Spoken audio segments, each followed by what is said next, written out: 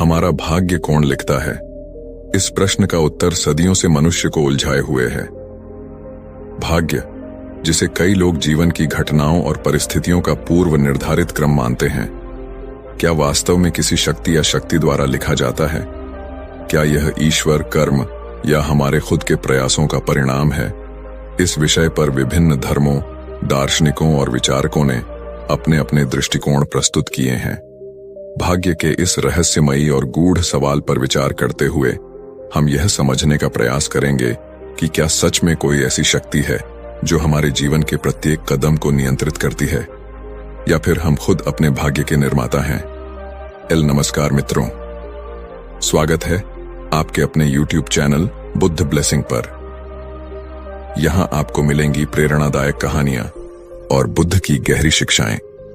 अगर हमारी कहानी ने आपके दिल को छुआ हो तो हमें कमेंट में जरूर बताएं और चैनल को सब्सक्राइब करना न भूलें, ताकि ऐसी ही और कहानियां आप तक पहुंचती रहें। बहुत समय पहले एक सुंदर राज्य था जिसका नाम धर्मपुर था। इस राज्य का राजा धर्मराज एक अत्यंत न्यायप्रिय और धर्मपरायण शासक था। राजा अपने राज्य में सुख और समृद्धि लाने के लिए कड़ी मेहनत करता था और उसका एक ही उद्देश्य था, अपने प्रजा के जीवन को शांतिपूर्ण और खुशहाल बनाना। परंतु जितना वह प्रयास करता, उतनी ही बार वह जीवन की अनिश्चितताओं और भाग्य के खेल को देखकर चिंतित हो जाता था। राजा ने अपनी प्रजा के बीच कई बार देखा कि कुछ लोग कड़ी मेहनत और अच्छे कर्म करने के बाद भी दुखी और कष्ट में रहते हैं, जबकि कुछ लोग बिना किसी विशेष प्रयास के सुखी जीवन व्यतीत करते हैं। इन परिस्थितियों ने राजा के मन में एक गहरी शंका उत्पन्न कर दी। क्या भाग्य का लेखा पहले से ही तय होता है, या इसे इंसान अपने कर्मों से बना सकता है? राजा धर्मराज का मन इस सवाल में उलझ गया था और वह इसका उत्तर जानने के लिए बेचैन था। राजा ने अपने दरबार के सभी ज्ञानी और विद्वान पंडितों से इस प्रश्न का उत्तर पाने की कोशिश की, परंतु कोई भी संतोषजनक उत्तर नहीं दे सका। तभी दरबार के एक पुराने मंत्री ने सुझाव दिया, महाराज, राज्य के बाहर एक आश्रम है जहां एक महान गुरुजी निवास करते हैं। कहा जाता है कि वे जीवन के गहरे रहस्यों को जानते हैं और उनके पास हर प्रश्न का उत्तर है। यदि आप उनसे इस सवाल का समाधान चाहते हैं तो आपको उनके पास जाना चाहिए। राजा धर्मराज ने तुरंत निश्चय किया कि वह गुरुजी के पास जाएंगे और इस प्रश्न का उत्तर जानेंगे। अगले ही दिन वह अपने कुछ सेवकों और मंत्रियों के साथ गुरुजी के आश्रम की ओर रवाना हो गए। गुरुजी का आश्रम जंगल के मध्य में स्थित था, जहां शांति और सौम्यता का वातावरण था। जैसे ही राजा आश्रम पहुंचे, उन्होंने देखा कि वहां अनेक लोग गुरुजी के दर्शन के लिए आए हुए थे और सभी की आंखों में एक अजीब सी चमक और संतोष था। राजा ने गुरुजी के सामने प्रणाम किया और अपनी शंका उनके सामने रखी। गुरुदेव, राजा ने विनम्रता से कहा, मेरे मन में एक गहरा प्रश्न है। मैं यह जानना चाहता हूं कि भाग्य का लेखा कौन लिखता है? क्या यह पहले से ही तय होता है, या क्या हम इसे अपने कर्मों से बना सकते हैं? गुरुजी ने राजा की आंखों में गहरे धैर्य और जिज्ञासा को देखा और एक हल्की मुस्कान के साथ बोले, धर्मराज, यह प्रश्न अत्यंत महत्वपूर्ण है। इसका उत्तर पाने के लिए जीवन और कर्म के गहरे अर्थ को समझना आवश्यक है। भाग्य का लेखा इंसान के कर्मों से ही लिखा जाता है, लेकिन इसे समझने के लिए मैं तुम्हें मार्गदर्शनीय कहानियां सुनाता हूं। यह कहानियां तुम्हारे प्रश्न का उत्तर देंगी। गुरुजी ने राजा को एक पुरानी कहानी सुनाई जो एक गरीब ब्राह्मण की थी। यह ब्राह्मण अत्यंत ईमानदार और साधु प्रवृत्ति का था। उसने जीवन भर तपस्या, पूजा और ईमानदारी से जीवन बिताया था। वह कभी किसी के प्रति द्वेष या दुर्भावना नहीं रखता था और हमेशा धर्म के मार्ग पर चलता था, परंतु उसकी स्थिति बेहद दयनीय थी। उसका परिवार अत्यंत गरीबी में जी रहा था। ब्राह्मण ने सोचा, मैंने जीवन भर अच्छे कर्म किए हैं, फिर भी मुझे इतना कष्ट क्यों मिल रहा है? क्या यह मेरा भाग्य है जिसे मैं नहीं बदल सकता? एक दिन ब्राह्मण ने अपने गांव के मंदिर में जाकर भगवान से प्रार्थना की। उसने कहा, हे प्रभु, मैंने हमेशा आपका नाम लिया है, सदैव अच्छे कर्म किए हैं, फिर भी मेरी स्थिति इतनी खराब क्यों है? क्या यह मेरा भाग्य है? क्या मेरा भाग्य कभी नहीं बदलेगा? तभी मंदिर में एक साधु आया। वह ब्राह्मण की प्रार्थना सुन रहा था। साधु ने ब्राह्मण से पूछा, हे ब्राह्मण, तुम इतने दुखी क्यों हो? ब्राह्मण ने साधु से अपनी व्यथा कही और साधु ने उसे एक रहस्यमय स्थान पर जाकर एक विशेष साधना करने का सुझाव दिया। वहां साधु ने कहा, तुम्हें अपने जीवन का असली कारण समझ आएगा और यह भी कि तुम्हारा भाग्य क्यों ऐसा है। ब्राह्मण ने साधु की बात मानी और वह उस स्थान पर गया। वहां उसे एक दिव्य स्थान मिला जहां ध्यान करते हुए उसे एक दृश्य दिखा। उसने देखा कि उसके पिछले जन्मों में उसने कुछ ऐसे कर्म किए थे जिनका फल अब उसे भुगतना पड़ रहा था। ब्राह्मण ने यह भी देखा कि वह अब अपने वर्तमान जन्म के अच्छे कर्मों के कारण अगले जन्म में सुखी और समृद्ध होगा। उसे यह भी ज्ञात हुआ कि भाग्य कोई स्थायी चीज नहीं है, बल्कि कर्मों से लगातार बनता और बदलता रहता है। गुरुजी ने कहा, धर्मराज, यह पहली कहानी यही बताती है कि हर व्यक्ति के कर्म ही उसके भाग्य का निर्माण करते हैं। ब्राह्मण के पिछले कर्मों के फलस्वरूप उसे गरीबी का सामना करना पड़ा, लेकिन उसके वर्तमान कर्म उसके भविष्य को उज्जवल बना रहे थे। गुरुजी ने राजा को दूसरी कहानी सुनाई जो एक सांप और चील की थी। यह कहानी गहरे प्रतीकात्मक अर्थों से भरी थी और राजा को भाग्य और कर्म के संबंध को और स्पष्ट रूप से समझाने के लिए थी। गुरुजी ने कहा, एक समय एक घना जंगल था जहां एक विशाल चील आसमान में उड़ रही थी। वह आकाश की ऊंचाइयों में थी और उसने अपने पंखों की शक्ति से बहुत कुछ हासिल किया था। वह पूरे जंगल की राजा मानी जाती थी क्योंकि उसकी गति और शक्ति बेजोड़ थी। उसी जंगल में एक छोटा सांप भी रहता था जो जमीन के करीब रहता और अपनी स्थिति से संतुष्ट था। चील को हमेशा यह लगता था कि वह सबसे शक्तिशाली है और उसकी किस्मत में हमेशा जीत और सफलता ही लिखी है। वह छोटे जीवों को अपनी प्रजा समझती और कभी कभी उन्हें बिना कारण नुकसान पहुंचाती। दूसरी ओर सांप बहुत शांत स्वभाव का था। वह अपनी सीमाओं को जानता था और कभी किसी को परेशान नहीं करता था, परंतु वह कभी हार मानने वालों में से नहीं था। एक दिन जंगल में तूफान आया। आसमान में बादल गरजने लगे और हवाएं बहुत तेज हो गईं। चील ने तूफान से बचने के लिए ऊंचाई में और ऊपर जाने की कोशिश की, लेकिन तूफान इतना भयंकर था कि उसने चील को नियंत्रित कर लिया। चील को अपनी जान बचाने के लिए संघर्ष करना पड़ा और अंत में वह थकान से गिरने लगी। उधर सांप जमीन पर छिपा हुआ था और तूफान से बचने के लिए अपनी गति और धैर्य का इस्तेमाल कर रहा था। उसने अपनी सीमाओं को पहचाना और धरती के करीब रहते हुए अपने जीवन को सुरक्षित रखा। जब तूफान खत्म हुआ, चील ने देखा कि वह बुरी तरह से घायल हो चुकी थी, जबकि सांप शांत और सुरक्षित था। गुरुजी ने इस कहानी के माध्यम से राजा को समझाया, धर्मराज, यह कहानी बताती है कि भाग्य की चाल बहुत गहरी और अनजानी होती है। कभी कभी जो हमें शक्तिशाली और अजेय लगता है वह एक पल में बदल सकता है, और जो शांत और स्थिर है वह अपनी समझ और धैर्य से हर संकट का सामना कर सकता है।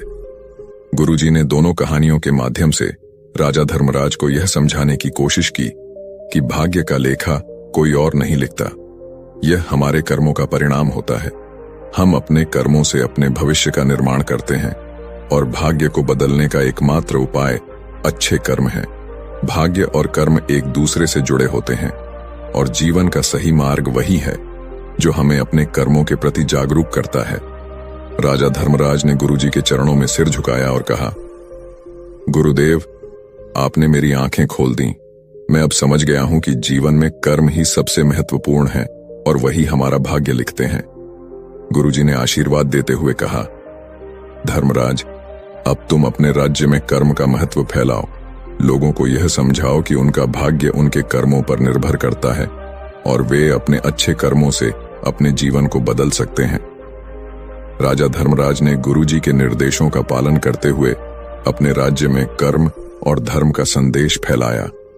वह स्वयं भी अधिक से अधिक अच्छे कार्यों में संलग्न हो गए और उन्होंने अपने प्रजा को भी सच्चे कर्मों के मार्ग पर चलने के लिए प्रेरित किया। राजा धर्मराज को गुरुजी के उपदेशों ने भीतर तक प्रभावित किया था। वह वापस अपने महल की ओर लौटे, लेकिन उनके हृदय और मस्तिष्क में अब एक नई दृष्टि, नई समझ और गहरा संतोष था। अब उन्हें यह भली भांति ज्ञात हो गया था कि भाग्य कोई स्थायी और अपरिवर्तनीय शक्ति नहीं है, बल्कि इसे इंसान के कर्म गढ़ते हैं। महल लौटते ही राजा ने अपने मंत्रियों और दरबारियों को एक विशेष सभा के लिए बुलाया। उन्होंने अपनी प्रजा के बीच यह संदेश फैलाने का आदेश दिया कि कर्म ही भाग्य का निर्माण करते हैं और हर व्यक्ति को अपने कर्मों का महत्व समझना चाहिए। राजा धर्मराज ने अपने राज्य के लिए कई योजनाएं बनाई, जिनमें उन्होंने यह सुनिश्चित किया कि हर नागरिक को अपने अच्छे कर्म करने का अवसर मिले। वह हमेशा न्याय और धर्म के मार्ग पर चलते थे, लेकिन अब उनके भीतर एक नई गहराई थी जो उनके प्रत्येक निर्णय में स्पष्ट झलकती थी। कुछ महीनों बाद राजा धर्मराज को फिर से गुरुजी से मिलने की इच्छा हुई। उन्हें इस बार और भी गहरे प्रश्न सता रहे थे। उन्होंने सोचा कि अब समय आ गया है कि वह गुरुजी से जीवन और मृत्यु के रहस्यों के बारे में जाने। राजा एक बार फिर गुरुजी के आश्रम पहुंचे। आश्रम में पहुंचते ही उन्होंने देखा कि वहां अब और भी अधिक लोग आ चुके थे। गुरुजी का आशीर्वाद और ज्ञान दूर दूर तक फैल चुका था। गुरुजी ने राजा को आते देखा और मुस्कुराते हुए उनका स्वागत किया। धर्मराज, गुरुजी ने कहा, मैं देख रहा हूं कि तुम अब कर्म और भाग्य के सिद्धांत को समझने लगे हो, लेकिन मैं जानता हूं कि अभी भी कुछ प्रश्न तुम्हारे मन में हैं। क्या तुम उनसे मुक्त होना चाहते हो? राजा ने सिर झुकाते हुए कहा, गुरुदेव, आपके आशीर्वाद से मैं कर्म के महत्व को समझ गया हूं, परंतु अब मेरे मन में जीवन और मृत्यु के रहस्य को जानने की जिज्ञासा है। क्या मृत्यु भी भाग्य का एक हिस्सा होती है? क्या हम अपनी मृत्यु को भी अपने कर्मों से प्रभावित कर सकते हैं? गुरुजी ने कुछ क्षणों तक राजा को ध्यान से देखा और फिर बोले, धर्मराज, यह एक अत्यंत गूढ़ प्रश्न है।